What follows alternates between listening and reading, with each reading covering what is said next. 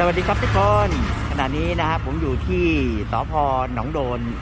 อำเภอหนองโดนจังหวัดสระบุรีนะครับก็มาทดสอบสัญญาณนะฮะของเครือค่ายฟิวนะฮะว่าสัญญาณเป็นยังไงครับขึ้นดีไม่ดีนี่แม้สัญญาณขึ้นแล้วครับน้องใหม่นะน้องใหม่ค่ายฟิวนะครับน้องใหม่ค่ายฟิวนะเรามาดูสัญญาณนะครับสัญญาณมาเต็มเปี้ยนะที่อำเภอหนองโดนนะครับนะครับ